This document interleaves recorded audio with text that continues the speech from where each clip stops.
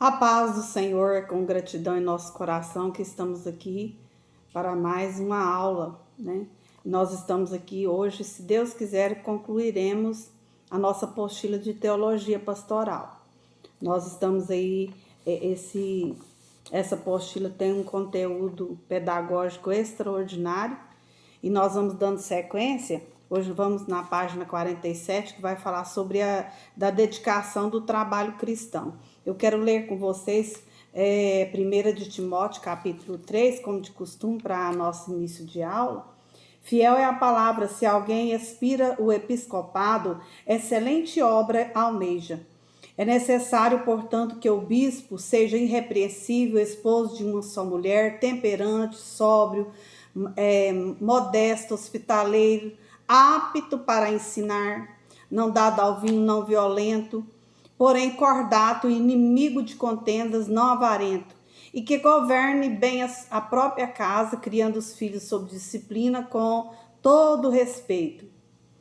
Pois se alguém não sabe governar a própria casa, como cuidará da igreja de Deus? Não seja neófito, para não suceder que se ensoberbeça e incorra na condenação do diabo. Pelo contrário, é necessário que ele tenha bom testemunho dos de fora, a fim de não cair no opróbrio e no laço do diabo. Então, eu quero deixar essa leitura de 1 Timóteo, capítulo 3, do verso 1 até o verso 7. E nós vamos dar continuidade aqui sobre a consagração para o serviço da obra de Deus. Nós sabemos que a consagração é um reconhecimento daquilo que a pessoa a quem é chamado já estava exercendo. Nós sabemos que a excelência do ministério é quando a pessoa vê ali uma necessidade, está ali e a palavra dele é pronta. Estou aqui para servir, né? Então o ministro não se faz, é feito, Deus o faz. E nós sabemos que é através do ato solene de sua missão, da sua posição, no dia da consagração, esse ato é reconhecido na igreja onde ele está exercendo aquela função. Então, a consagração é formal, é aparentemente um ato externo, é reconhecimento daquilo que a pessoa já está praticando, exercendo o ministério dele. Então, Deus, ele exige mais do ministro do que dos demais membros. Ele exige santidade, consagração de vida, dedicação no trabalho, amor pela obra e pelas almas, amor ao Senhor em sentido absoluto e fidelidade. A igreja exige muito mais do ministro do que dos outros membros da comunidade cristã.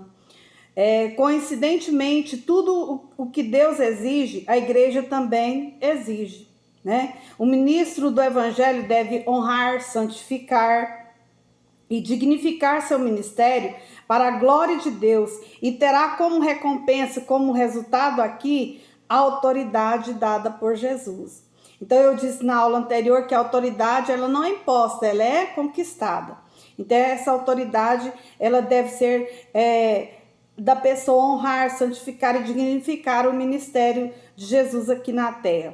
Jesus reveste o ministro de autoridade enquanto o ministro estiver fazendo sua santa vontade. O Senhor não o desampara em um só minuto. O ministro deve lembrar-se da ordenação ou consagração não é motivo para a consagração pessoal, ou seja, se colocar acima dos outros, de maneira alguma. Não é uma oportunidade para dela tirar proveito. Os que assim pensam, mais cedo ou mais tarde, serão rejeitados por Deus, pelos companheiros e pela igreja ou a congregação que dirige. A consagração para o ministério deve conduzir um ministro à consagração de vida ao Senhor e à sua obra, e fazer tudo com dedicação, com responsabilidade, com uma motivação sadia, né? Então isso é extraordinário. Nós vamos dar continuidade aqui do compromisso assumido diante de Deus e da sociedade. Um dos requisitos para o ministério é a pessoa ser compromissada. Isso é fato e não deve ser contestado. O compromisso, a responsabilidade, a maneira como se conduz, é de forma extraordinária um testemunho que vai deixando para a sociedade. Então, o obreiro, ele é servo de Jesus Cristo, separado para o evangelho, sua vida foi dedicada, né? E se compromete, é uma pessoa compromissada, como eu disse para vocês, a viver e a trabalhar e a servir ao Senhor com fidelidade. Tem sua obrigação é levar a mensagem salvadora aos perdidos, a tempo e fora dele. A Bíblia diz que ai de nós se não anunciarmos esse evangelho. Sua vida não lhe pertence. Como é maravilhoso saber quando uma pessoa se dedica totalmente e deixa Deus usar ele em suas mãos. Ele assume as suas responsabilidades, as obrigações para com Deus, para consigo mesmo, para com a igreja de Cristo Jesus e também com o mundo. É uma pessoa que assume a responsabilidade e de sua também preparação. Nós vamos ver que o novo ministro deve estar certo da grandeza da ocupação que abraça, da nobreza de seu trabalho e entrar logo em atividade com denodo, firmeza de propósito e zelo, sabendo que seu trabalho não fica sem recompensa e terá a vitória final pelo poder de Deus. Então devemos fazer tudo para louvor e glória do nome do Senhor e saber que é dele que vem a recompensa. Nós vamos ver que das exigências formais da preparação do ministério. Também sabemos que Deus tem honrado a cultura intelectual, pois o saber é dele, e o preparo de homens que vieram entrar mais tarde para a obra, para que ele os havia determinado. É o que aconteceu com Moisés, com Paulo e tantos outros servos de Deus. Cremos que a obra de Deus ela é planejada por ele mesmo e que ele designa sábios ou iletrados do ponto de vista humano. Não significa, todavia, que vamos consagrar neófitos, ignorantes, ingênuos, doentes mentais ou qualquer pessoa sob suposta confiança em Deus. Não nos esqueçamos de que o mundo, o trabalho e a igreja exige do obreiro. Quanto mais e melhor ele produzir, mais aceito é e mais próximo será o seu ministério. O pregador, ele deve ser, a pessoa que é chamada, ele deve ser inteligente, mesmo que sua cultura seja limitada. É seu dever compreender e ensinar corretamente, né? Paulo, ele sempre orientava Timóteo e os demais companheiros ali de obra para que eles se dedicassem, né, ao aprendizado, ao ensino. O obreiro do Senhor deve ter firmeza de propósito e nobreza de caráter. Isso é essencial na vida do obreiro. Se não acontecer isso, se torna desastroso. O ministro do evangelho precisa ter, pela obra, profundo amor. Se não tiver o amor, aí não dá conta de superar. O ministro do evangelho tem obrigação de saber lidar com o povo, como o Senhor ensinou em seu ministério, conforme registram os evangelhos. Não é ele apenas um líder ou chefe, mas um irmão de todos os membros da igreja de Jesus Cristo e amigo de todos os homens. É aquele servo que está ali para servir. Nós vamos ver da preparação do obreiro para o ministério. Nós vamos, existe duas palavras, experiência e educação. É interessante que no Evangelho de Jesus, a palavra fazer e ensinar eram os carros-chefes na vida de Jesus. A experiência e a educação, né? Aqui fala sobre as duas são importantes e até indispensáveis. Pois que entendemos pelo estudo da palavra de Deus que a experiência é de maior relevância, trataremos aqui em primeiro lugar dela. A Bíblia diz aqui, fala sobre não neófito, quer dizer experimentados, quer dizer treinados, adestrados para aquele serviço. A experiência fala disso. Nós vamos ver que o apóstolo Paulo passou pela experiência, Davi passou pela experiência antes de assumir o trono de Israel. Os homens de Deus, Moisés passou pelo treinamento também. E nós sabemos que todos precisam passar também pelo novo nascimento, pela mudança de atitudes, mudança de vida. O novo nascimento é a experiência fundamental de qualquer cristão, obreiro ou não. Precisamos passar pelo novo nascimento. Também do batismo com o Espírito Santo. O obreiro precisa também ter essa experiência do novo nascimento e também do batismo no Espírito Santo. Isso é um revestimento de poder para que o seu trabalho ele seja exercido com denodo, com entusiasmo, com alegria, apesar das dificuldades e às vezes, muitas vezes, das aflições, das dificuldades da vida. Nós vamos ver que note que o novo nascimento, o arrependimento, o novo nascimento, o arrependimento e ao batismo em água segue como dádiva do Senhor Jesus, o batismo do Espírito Santo, que é para tantos quanto foram chamados pelo Senhor Deus. Nós vamos ver que os apóstolos em Jerusalém passaram por essa experiência. Chegando o apóstolo Paulo na congregação de Éfeso, ele chegou lá e perguntou: recebestes porventura o Espírito Santo quando crestes? Aí a Bíblia diz que Paulo, orando por eles ali, eles foram cheios do Espírito Santo. O próprio Paulo teve essa experiência também, e também com seu irmão Ananias, né? Foi chamado pelo irmão Ananias em Damasco antes de receber o batismo com o Espírito Santo. Posteriormente, Paulo exorta os crentes da mesma igreja de Éfeso: enchei-vos do Espírito, sejam cheios. Então não há a menor dúvida. E nós vamos ver que a vida do andar com Deus, do discípulo, da experiência, todos os dias, irmãos, nós precisamos de andar com Deus. Andar em novidade de vida. Todo dia é um dia de aprendizado. E todo dia nós precisamos ter no coração que estamos aqui para servirmos uns aos outros, nos dedicarmos uns aos outros. O que mais importante na nossa vida é nós servirmos uns aos outros. E isso é andando com Deus, porque andando com Deus nós faremos de uma melhor maneira, a maneira de Deus. A escola da experiência do obreiro, cada um tem a sua experiência. O chamado, o arrependimento, o novo nascimento, o batismo com o Espírito Santo, mas cada pessoa tem a escola de aprendizado, de experiência, de treinamento. Cada um passa por uma. E é preciso, às vezes, nós irmos passando por essas provas e sendo aprovados. Tem pessoas que vão fazendo, às vezes passam pela experiência, mas é reprovado. É preciso a gente saber que precisamos ser aprovados. Nós sabemos que quando o adversário de nossas almas não é apenas uma ideia negativa como alguns pensam, é um ser real e terrivelmente agressivo.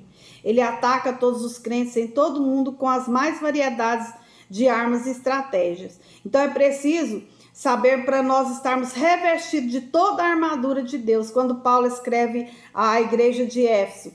Então, é tarefa do pastor de almas conduzir seu povo pela mão, a fim de guiá-lo através das experiências, quando tomado de perplexidade e confusão. Então, nós sabemos que quantas vezes nós precisamos de um conselho numa hora de difícil, nós recorremos ao nosso pastor ali, ele nos dá uma orientação e tudo se acalma e chega ao normal, porque ele tem o cajado em suas mãos para nos orientar. Nós vamos ver que a experiência de cada dia nós servimos a Deus. É necessário esse período de treinamento. Nós sabemos que Moisés passou por esse treinamento, nós sabemos que Paulo passou e tantos outros. E todos nós passamos pela experiência do treinamento, como eu já disse. E nós vamos ver que ao ouvir o Senhor, ao ouvir o Senhor o anúncio de que haveria de tirar o povo do Egito, aqui está falando da incumbência de Moisés de tirar o povo do Egito. Moisés teve um treinamento para aproximadamente 40 anos no deserto, né? A Bíblia diz que ele era formado em toda a ciência do Egito, ele era um homem poderoso em palavras e obras, ele era educado em toda a ciência do Egito, mas ele teve que passar pelo processo do treinamento diante de Deus para conseguir fazer com que aquele povo saísse do Egito para entrar na terra prometida. O ministério do apóstolo Paulo, nós não vamos nos deter muito aqui. Paulo esperou também um longo tempo, né? Nós falamos, se não me engano, falamos isso na aula anterior. A experiência do trabalho Eliseu era fiel servo de Elias. Nós sabemos que nós precisamos de servir, estarmos lado a lado com os nossos companheiros, servindo ao Senhor com alegria, sabendo que é dele que vem a recompensa. Então, todos os discípulos de Jesus entraram no caminho do discipulado, do aprendizado, né? E foram 3 anos e meio, mais ou menos, de aprendizado. Os apóstolos, os discípulos de Cristo conviveram com ele e deram continuidade ao trabalho, à sua obra aqui na terra. Aí vai falar na página 56, o ponto 7, da educação. O que é educação, né? Nós vamos ver que é o desenvolvimento, o aperfeiçoamento das faculdades intelectuais e morais do indivíduo. Boas maneiras, polidez, urbanidade. A educação é a aquisição de conhecimento através de tudo que a vida oferece. A educação formal ou de formação adquire-se na escola dos cursos de 1º grau, 2º grau superior ou até mesmo informal. Nós vamos ver quanto à educação no Brasil. É obrigação do Estado o ensino de 1º grau. Há estados da federação que oferecem um ensino gratuito. Então, hoje, nós temos uma rica oportunidade para o aprendizado. As escolas específicas, e é interessante, nós que temos o privilégio de estarmos cursando a FATAD, vocês têm o privilégio de estar aprendendo cada dia mais. A nossa opinião, né, no que diz respeito à formação e à informação de ministros do Evangelho, tem ele a obrigação de saber como estudar a Bíblia e os livros de cultura secular. Nós estamos vivendo uma sociedade de muita informação e pouca formação. E para isso nós precisamos de ter todo o cuidado, o zelo, para isso não se tornar corriqueiro na nossa vida. O obreiro eficaz, que age com excelência, ele precisa ler a palavra de Deus, ele precisa ler bons livros, ele precisa estar informado das situações do país em todos os assuntos. Nós vamos ver que Martim Lutero era assim. Nós vamos ver que nos dias de hoje é assim. Precisamos de estar debruçados sobre os livros. O aprendizado só se adquire quando a gente estuda, se dedica ao conhecimento. Então, nós vamos ver que na letra D fala de homens preparados, treinados, adestrados. É preciso, a Bíblia nos apresenta homens que dispunham de grande cultura e educação e que foram grandemente usados por Deus.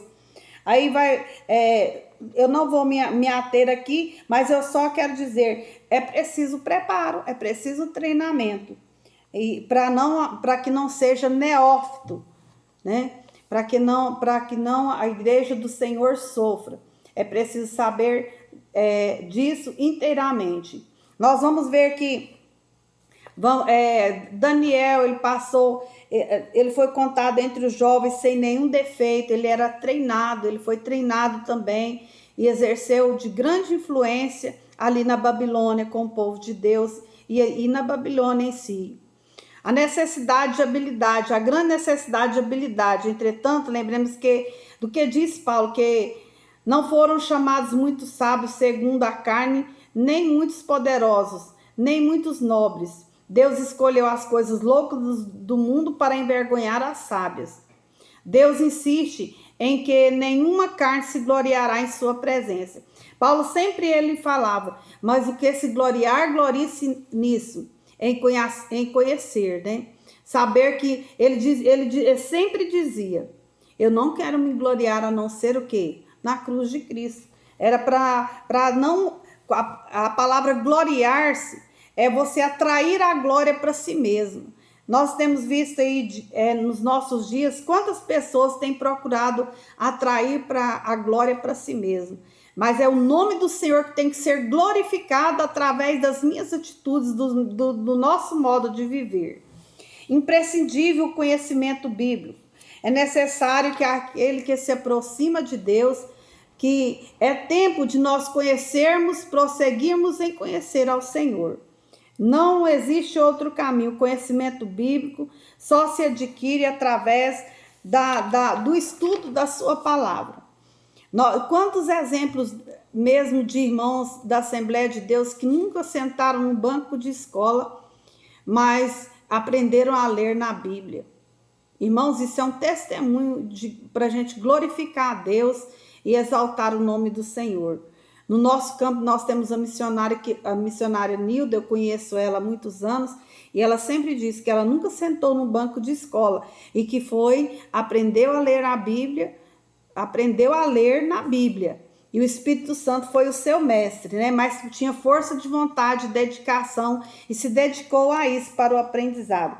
Aí vem várias maneiras como estudar a Bíblia, nós não vamos nos deter aqui, mas o incentivo que eu trago para vocês: vamos ler a Bíblia, não vamos perder tempo, não. Escolha um momento de madrugada, uma hora que você tem um tempo, tira a corda de madrugada, vai ler a Bíblia. É preciso a gente tirar esse tempo. Nós vamos ver da cultura e do campo de estudos do pregador, do evangelho ou ministro. É preciso saber que o pregador, é necessário que o pregador do evangelho use métodos eficientes para estudar a Bíblia. Tem ele o dever de interpretá-la corretamente e assim ensinar ao povo. Deve ler, orar, pedindo a iluminação do Espírito Santo de Deus. Deve haver toda uma dedicação. Aí nós vamos ver do caráter do ministro ideal, das qualidades naturais do ministro do Evangelho, da coragem do ministro do Evangelho, porque muitas vezes é preciso ter muita coragem. Jesus não chama os covardes, aqueles que recuam, mas ele conta com os corajosos. O ministro, o pastor, o evangelista, o presbítero deve ser homem de coragem inabalável, né? É assim que Deus conta conosco. Paulo falou para Timóteo: Deus não nos deu espírito de medo, de covardia, mas de intrepidez, de ousadia. Nós precisamos de uma palavrinha aqui que está falando da discrição. Irmãos, como é preciso a gente exercer a discrição? A excessiva simplicidade, muitas vezes, ela é prejudicial aos dois extremos. Às vezes o homem entra em situações difíceis por falta de cuidado no trato com algumas pessoas sobre certos assuntos. Nós vamos ver que o ser tardio em falar e pronto a ouvir é verdadeira virtude. É o uso da prudência para cada caso e ocasião. Então é agir com prudência, com cautela, com discrição. É preciso que o obreiro tenha essas características. O obreiro deve e pode ser sempre cavalheiro, mas cauteloso. Só deverá levar uma senhora ou uma jovem até a casa dela, a sós em caso de extrema necessidade, se não houver outro quê? Recurso. Então é preciso, a Bíblia fala para a gente fugir o quê? Da aparência do mal. Aqui diz assim: levar uma jovem ou senhora até determinado lugar, o título de carona, a sós, repetidamente, deve ser o quê? Evitado, porque as pessoas claramente vão falar alguma coisa. Todo contato com o sexo oposto deve merecer todo cuidado. O tratamento afetuoso só para a mulher, jovem ou senhora, precisa ser o quê? Evitado. Tratar com distinção determinado irmão quando outros estão com ele não fica bem. Tratar pessoas financeiramente abastadas de maneira privilegiada é atitude reprovável no obreiro. Entrar em conversa de pessoas, mesmo sendo membros de sua igreja, quando esses falam em particular, é falta de discrição. Usar termos que traduzem fascinação por alguma pessoa, mesmo sem malícia, é censurável.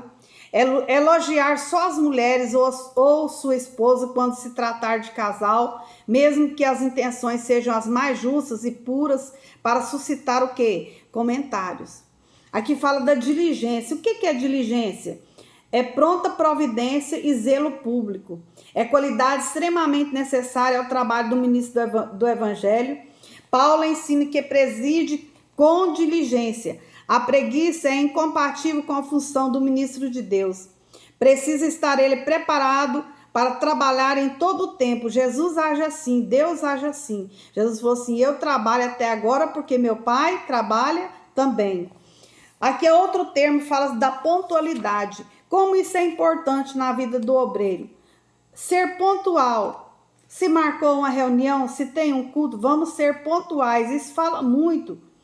O nosso testemunho, a nossa responsabilidade. Fala muito do nosso testemunho, da nossa responsabilidade, do nosso compromisso naquilo que estamos exercendo na igreja. Isso é muito importante sobre a pontualidade. Das prioridades do ministro, prioridades pessoais do ministro, o ministro e sua vida com Deus. É preciso o ministro do Senhor ter a prioridade de buscar antes de distribuir, de ser cheio para depois estar apto para ensinar, né? A primeira prioridade pessoal do ministro é o seu relacionamento com Deus. Nós nos consagraremos o que? A oração, a busca da palavra, né? A dedicação da palavra. O ministro e a sua vida com a esposa, com a sua família, o ministro e a sua vida com a família. Nós devemos de saber que o ministro, nós já lemos aqui quando Paulo escreveu à igreja de Éfeso, todas as características do servo de Deus, todos os requisitos, né? Para o servo de Deus. Primeiro ele tem que cuidar bem da sua própria casa para depois cuidar bem das coisas do Senhor, né? Nós vamos ver para com a esposa, respeitá-la, amá-la, ser-lhe fiéis, para com os filhos, amá-los, levá-los a Cristo, instruí-los na palavra de Deus, não provocar a ira a eles, prover para eles, corrigir, ser zeloso, né, da vida dos filhos. As prioridades do ministério. Um pastor deve ser conhecido como um pregador, um homem de palavras. Nenhuma outra distinção lhe é adequada. Seu alvo é simplesmente levar os crentes que Deus lhe deu a uma maturidade pelo ministério da palavra. Então, quando existe aí, precisa ser o quê? Em tudo ser o quê? Exemplo dos fiéis, né? Exemplo dos fiéis. A igreja é que estes promovam o aperfeiçoamento dos santos. No sentido original, a palavra aperfeiçoar corresponde em nossa língua ao mesmo que equipar, treinar ou preparar. Então nós devemos estar preparados para responder com mansidão a razão da esperança que é em vós, quando Pedro, né, nos deu essa orientação. Para desempenharmos bem o nosso serviço, Deus nos capacita com dons, com habilidades, e é preciso haver o treinamento e a dedicação e a responsabilidade quanto a isso, para a edificação do corpo de Cristo. Os crentes, eles crescem na unidade e na fé. Todos buscam pleno conhecimento do Filho de Deus, a edificação desenvolve, e aí vem também os perigos no caminho do ministro. E quais são esses perigos? Tem cuidado de ti mesmo, a palavra de Deus diz. Da acomodação. Obreiros com a mesma mensagem de sempre, sem iniciativa na obra de Deus, que diz estar sempre esperando a revelação de Deus, são obreiros acomodados. É preciso haver sempre o quê? Um cardápio novo. A acomodação tem feito muitas pessoas perder a persistência, a perseverança. É preciso haver uma dedicação total. E se nós dedicarmos, Deus, ele tem um banquete, a mesa dele está cheia, mas nós precisamos de ser o quê? Estarmos sempre à mesa do rei, alimentando de mais um banquete que eles têm a nos dar. Assim é o ministro do evangelho. Como vencer a acomodação? O meio de vencer a acomodação é a autodisciplina. Não tem outro caminho. O pastor ou o obreiro deve cultivar a sua própria saúde, né? Para poder fazer com alegria a obra do Senhor. Encontramos os passos da autodisciplina. Alimentar-se com as palavras da fé, alimentar-se com a boa doutrina, abster-se das fábulas profanas, exercitar-se na piedade. Então, é preciso haver uma vida devocional cotidiana na vida do obreiro. Aí vai falar da letra C, o profissionalismo, né? O ministro profissional é aquele que realiza a obra de Deus por dinheiro, de modo mecânico. Muitos dizem viver pela fé, mas nunca estão dispostos a pregar, cantar ou tocar sem saberem qual é a oferta. Isso também é profissionalismo.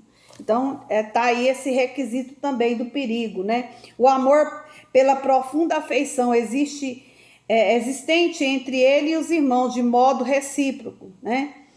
Amor demonstrado pelo espírito liberal. Paulo passava pela Macedônia, inclusive eu me referi, quando aquele jovem macedônio clamou, passa a Macedônia e ajuda-nos. É preciso saber que o amor demonstrado pelo espírito liberal, o amor demonstrado pela disponibilidade.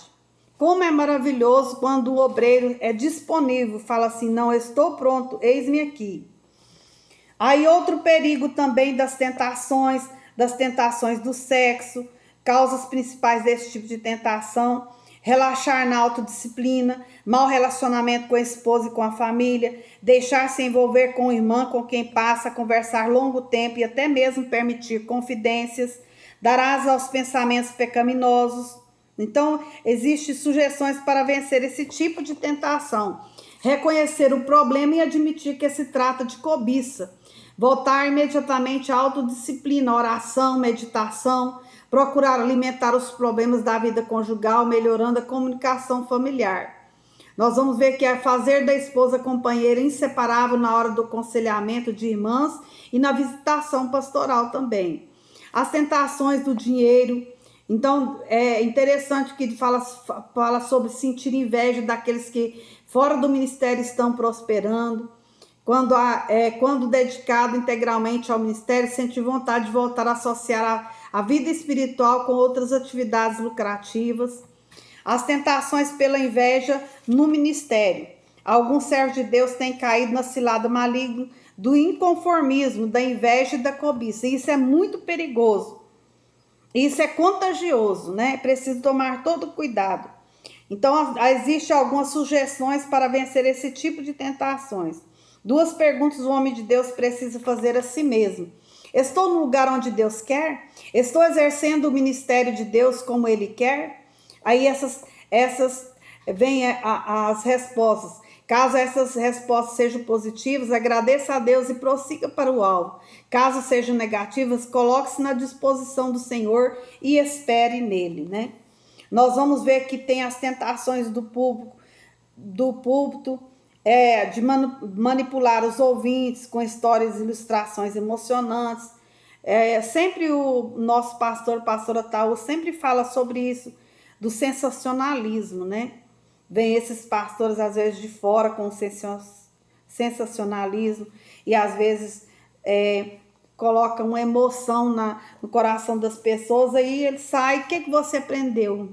Eu não lembro o que eu aprendi, não. Então, é preciso tomar todo cuidado. O legalismo, a prepotência, o orgulho, né? Preciso tomarmos todo cuidado, dizendo assim: eu estudei, esse esboço foi eu que fiz. Não, é Deus que dá, ele dá a sabedoria, a estratégia, mas é preciso haver uma dedicação. A aparência vai falar sobre a ética ministerial, vai falar sobre a aparência pessoal. Nós sabemos que é preciso saber vestir com discrição, sermos zelosos quanto à nossa aparência, né? Embora no Novo Testamento não haja qualquer referência ao traje do ministro, temos certeza de que o zelo de Deus concernente aos seus servos determina que os ministros se trajem com decência, elegância e discrição. 3 palavras eu acho extraordinário: decência, elegância e discrição. Estando vestido assim, o nome do Senhor está sendo glorificado, tanto pelos irmãos quanto pelas irmãs, os obreiros, né? A linguagem sã. É preciso tornarmos padrão dos fiéis também na palavra, no procedimento, no amor, na fé e na pureza. A tonalidade de voz. Isso fala muito, a maneira como a gente fala. Falar rápido demais. As pessoas que, às vezes, você alia, né?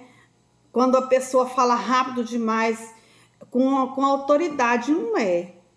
Para Deus falar, não precisa de eu gritar, eu sair às vezes da minha personalidade. Eu creio que eu, com a minha personalidade, eu sou assim, bem calma. Mas eu creio que quando eu falo, o Senhor ministra alguma coisa no coração das pessoas. É preciso tomarmos todo o cuidado, a tonalidade de voz, a maneira como pronunciamos. Se falamos rápido demais, as pessoas não vão compreender o que eu estou falando. Se eu gritar demais, aí piorou. Vai trazer um cansaço muito grande para quem está me ouvindo, né? Então, eu quero pausar esta aula aqui e nós vamos dar continuidade sobre os requisitos da ética ministerial. Daqui a pouco eu vou passar mais algum conteúdo para nós finalizarmos.